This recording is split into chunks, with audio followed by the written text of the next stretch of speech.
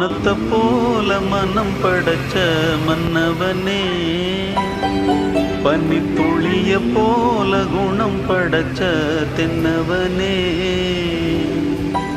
மஞ்சளிலே ஒரு நூலெடுத்து விண்ணுக்கும் மண்ணுக்கும் சம்பந்தம் உண்டுன்னு சொன்னது யாரு? அது மன்னவன் பேரு. அந்த வானத்தை போல மனம் படைச்ச மன்னவனே, பனி துளிய போல குணம் படைச்ச தென்னவனே.